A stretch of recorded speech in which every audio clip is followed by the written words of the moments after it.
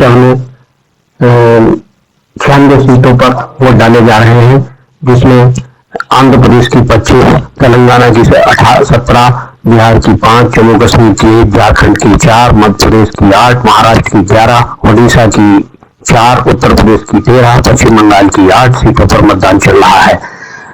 मत प्रतिशत की बात की जाए तो अब तक 1 बजे तक जो आंध्र प्रदेश में 26.2, बिहार में 43.44, जम्मू कश्मीर में 23.57, झारखंड में 43.80, मध्य प्रदेश में 48.52, महाराष्ट्र में 30.85, ओडिशा में 39.30, तेलंगाना में 40.38, उत्तर प्रदेश में 39.68, वेस्ट बंगाल में 51.87।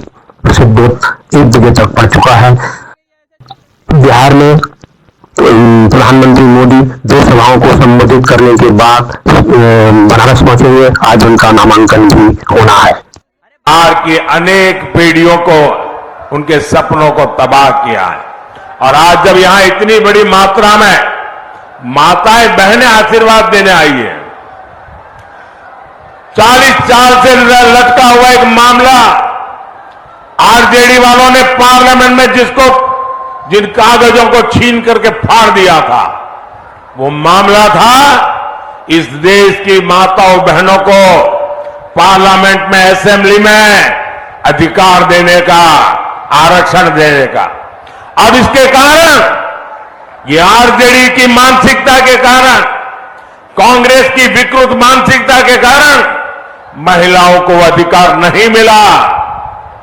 ये आपका भाई, माता है आपका बेटा, आपने जब मुझे वहां सेवा करने के लिए भेजा ना, मैंने नई संसद बनते ही महिलाओं के लिए आरक्षण का भी काम पूरा कर दिया। जेडी कांग्रेस ने बिहार को सिर्फ पलायन दिया, बिहार को सिर्फ तबाही दी। साथियों, मोदी विकसित बिहार, विकसित भारत के संकल्प को लेकर निकला है, और मोदी का, एनडीए का ट्रैक रिकॉर्ड क्या है? हमारा ट्रैक रिकॉर्ड भ्रष्टाचारियों को खोज करके सजा देने का है। नरेंद्र मोदी ने कहा था 2 करोड़ युवाओं को रोजगार दूंगा, कहा ना, और फिर कहते हैं देखो नाली में पाइप डालो, नाली में पाइप डालो हिंदुस्तान के युवा, उसमें से गैस निकलेगा, गैस से पकौड़े तलो और बेचो। और 2-3 लोगों ने जाके नाले में पाइप डाला और ट्राई किया, ना गैस, ना पकौड़े, ना कुछ। मैं एक बात आपको बता सकती हूं, बचपन से राहुल जी को अन्याय नहीं बर्दाश्त हुआ। बचपन में भी अगर खेलते खेलते कोई बच्चा किसी दूसरे बच्चे के साथ कुछ गलत बोल देता या अन्याय करता तो भैया लड़ पड़ते। भैया ने हमेशा जीवन भर न्याय की लड़ाई लड़ी है, कभी पीछे नहीं हटे हैं। ऐसा निडर व्यक्ति, ऐसा साहसी व्यक्ति, ऐसा दरिया दिल इंसान आपको पूरे देश में आप ढूंढ लीजिए, आपको नहीं मिलेगा, खास तौर से राजनीति में। अजीब सा चुनाव है, क्योंकि पहली बार हिंदुस्तान के इतिहास में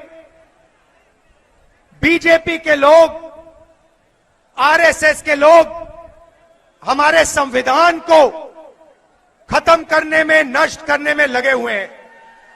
इनके नेताओं ने साफ कहा है कि हम अगर चुनाव जीतेंगे तो कॉन्स्टिट्यूशन को बदल देंगे, फाड़ के फेंक देंगे। अब भाई और बहनों, आपको मालूम है कि जो भी आपको आज तक मिला है, किसानों को, गरीबों को, दलितों को, आदिवासियों को, पिछड़े वर्ग के लोगों को, गरीब जनरल कास्ट के लोगों को, जो भी हिंदुस्तान के कमजोर लोगों को मिला है, वो इस किताब ने आपको दिया है। और इस किताब के बिना जनता की सरकार नहीं होगी, अदानी और अंबानी की सरकार होगी। और वो जो आज आपकी थोड़ी सी रक्षा है, वो भी गायब हो जाएगी। और नरेंद्र मोदी जो चाहते हैं 2-3 लोगों की सरकार, वो पूरी तरीके से चलाएंगे। 2-3 और चीजें होंगी। जो आपको पब्लिक सेक्टर में रोजगार मिलता है, सरकारी ऑफिसेज में रोजगार मिलता है, वो खत्म हो जाएगा, रिजर्वेशन खत्म हो जाएगा और गरीबों के सारे रास्ते बंद हो। गिरिराज सिंह के बारे में क्या कहेंगे? वो कहते हैं कि मैं हिंदू मुसलमान की बात करता हूँ, साथ में मैं विकास की भी बात करता हूँ। अच्छा, तो गिरिराज सिंह जो कहते हैं वो तो 5 साल से लोग यहाँ देख ही रहा है ना। गिरिराज सिंह जी ने जो है इस बेगूसराय जिले के मतदाताओं को अपमानित किया, गाली गलौज जो है किया उनके साथ, उनके जन्म पे जो है सवाल उठाया, यहाँ के मतदाताओं को देशद्रोही बोला। तो ये उनकी पुरानी आदत है, वो करते रहते हैं। मुझे लगता है कि गिरिराज सिंह जी को ये जवाब देना चाहिए कि बेगूसराय में दिनकर विश्वविद्यालय क्यों नहीं खुला, पुल का काम कंप्लीट क्यों नहीं हुआ, इस क्षेत्र में जो वादे किए गए थे उन वादों को क्यों नहीं निभाया गया। इस सवाल का जवाब देना चाहिए। सीपीआई के